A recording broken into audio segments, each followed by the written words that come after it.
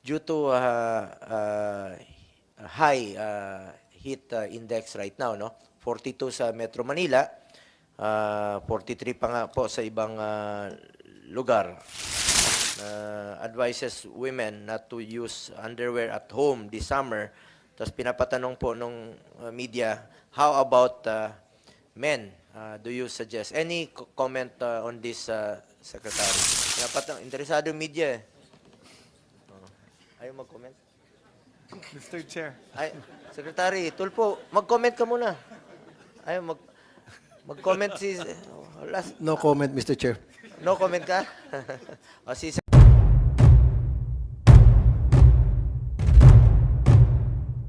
Alam niyo, mas interesado ang media dito sa next question ko eh. Ano muna tayo, break tayo konti sa mahabang discussion.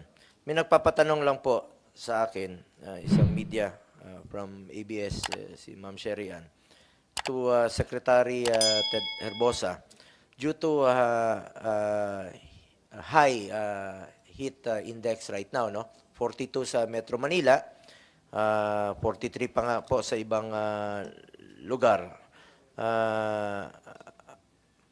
To Secretary Ted Herbosa at sa lahat ng mga health experts na gustong sumagot dito, even online, kung gusto niyo sagutin ito, baka lang po, ang pinapatanong nila ay ito.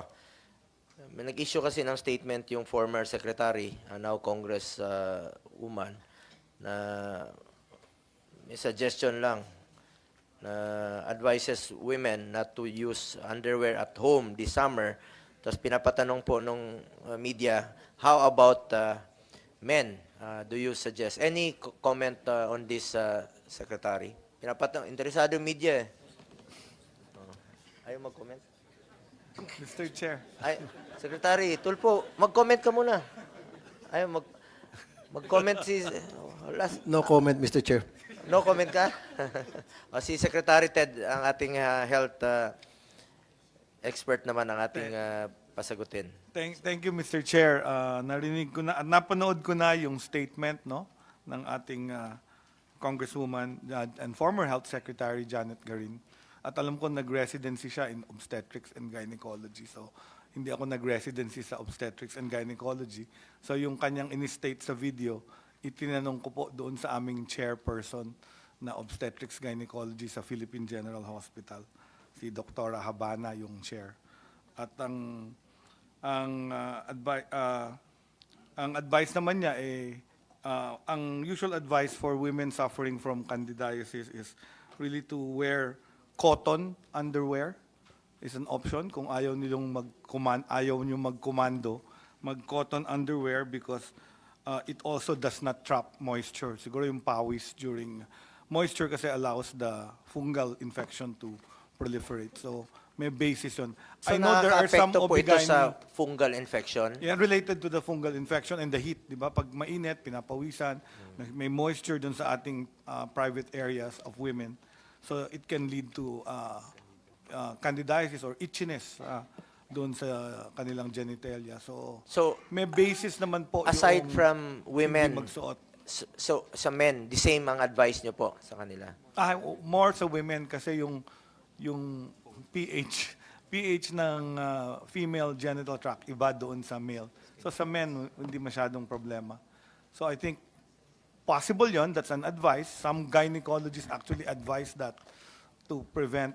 Pero siyempre may treatment. Basta na find out that the cause of the vaginal itchiness is due to candida, may treatment naman po for that. May cream na. As women, Yusek Emmy Chong and Yusek Laksamana, do you have any comment? Mr. Chair, I would frequent my OB/GYN also, and she also recommends using cotton underwear for women. How about you, Yusek Laksamana? Thank you, Mr. Chair. Aside from the using of cotton underwears, of course, we have feminine wash that will really also prevent development of fungal infections. And do you think would it affect the family planning, Secretary Ted? Makaka-apekto ba ito sa family planning since It might affect the man na katabi niya. Kasi kung wala nang suot, baka akalain niya, maisip na signal nung male na, uy, bakit walang suot yung katabi ko? So, baka. But it's theoretical po, Mr. Chair, theoretical and anyway, Dr. Mata. Si Dr. Mata, ano yan eh? Yan yung doktor na chismoso. Marites. Gusto mo mag-comment, Dr. Mata? Since expert Yeah. ka sa chismis, you are known to be Marites. Marites? Opo. Bakit ka Marites? Thank you, Mr. Chair. Actually, pediatrician din po ako, Mr. Chair, at I agree with Secretary Orbosa. But bottom line, we have to control pa rin yung ating hydration pa rin and avoid talaga sa maiinit lang na lugar. So, pwede pa rin mag-underwear naman. Then just adjust your environment and just hydrate. So pwede pa rin po. But yes, I agree po sa na-answer na po nila, Mr. Chair. So ano bang bagong chismis dyan ngayon? Secret mo na, Mr. Chair, kasi atin pang pina-finalize kung nagkabalikan na. Anyway, going back to DOH, infectious disease cases may rise with El Nino. No? Ano po bang preventive measures ng DOH dito, SecTed? for the El Nino or the heat wave, usually ang number one infection ay yung mga foodborne and waterborne illnesses.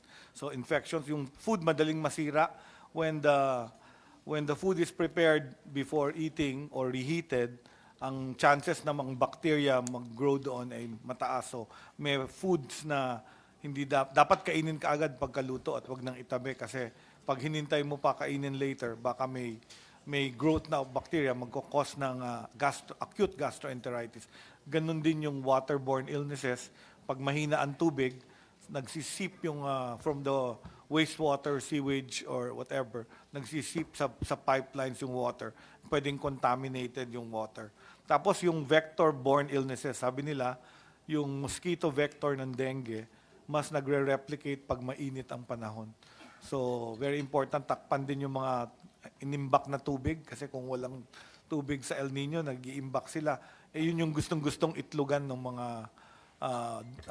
nung Aedes aegypti na siyang nagdadala ng dengue. So, ang usual findings niyan, tumataas yung mga dengue, chikungunya, at ano-ano pang mga vector-borne illnesses. Salamat.